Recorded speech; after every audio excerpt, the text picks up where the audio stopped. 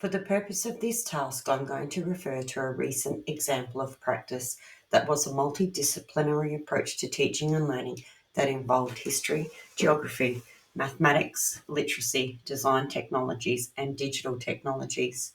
It started planning a history inquiry. So, the example of practice: students were looking at the history of our local community, people, places, and events. They identified an area of interest to research, given the brief, "How can you find and present your knowledge of the history of our local community?" Requiring knowledge of the design process to begin the journey and incorporating multiple disciplines requiring 4C skills, students set about researching the history of an area of interest in the local community: football, education, landmarks, climate, buildings, and even our local church history. Students collected and analysed data and information and used mapping and geospatial data. They collected oral narratives and made comparisons to their own lives based on their findings. Students then created an artwork of a location relating to their research and created a relief clay tile to represent their findings as a collaborative mural. Students incorporated researched information using audio and visual narratives, exploring the technology of QR codes, and also incorporating this new skill into the final mural project. The task involved in this example of practice required students to demonstrate 21st century skills through multiple disciplines and using the design thinking process. So, to explain this chat diagram, I'm going to start with where I start with during my planning, and I start with the subject. The subject being me, the STEM educator, delivering a curriculum in a well-planned manner to ensure it provides students with rich and rigorous learning experiences. My planning then moves on to the rules, in this case, the Victorian curriculum, which serves two purposes. Firstly, referring to curriculum mapping documents. Using the curriculum mapping documents, and there's some examples here on my screen, I can easily see areas of the curriculum that still need to be covered. Once this has been determined, I move to the curriculum content descriptors to explore cross-curricular possibilities. This helps me to inform my outcomes. I'm just going to go back to my outcomes,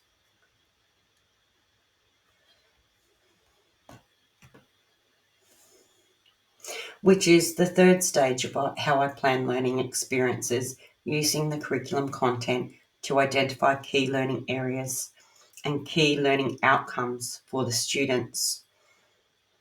What do I want them to be able to achieve? I want them to be able to collect and analyse data.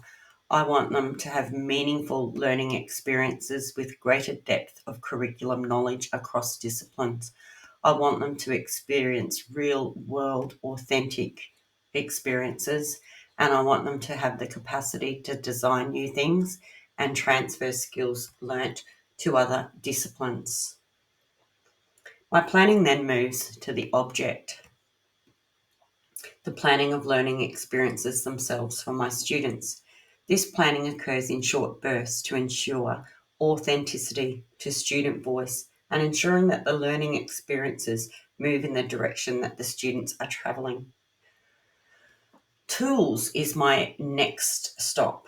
The tools are developed along the way depending on student needs. Of course, there are the necessary tools such as technology to access research, iPads for filming, microphones for recording, along with software requirements, and the non-technological tools that students need to support their learning, resources such as historical texts, photos, archives, access to our local historical society members, and, of course, the library, which then moves the planning seamlessly into community.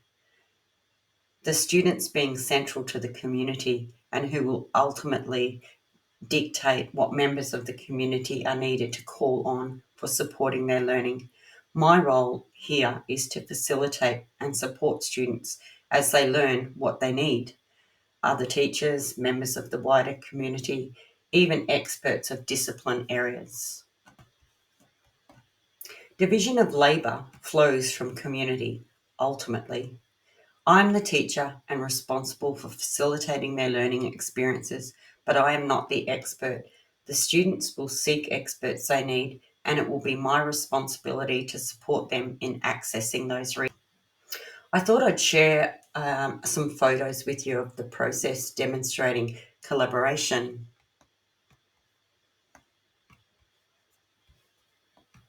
communication, collecting and analysing data from a range of sources,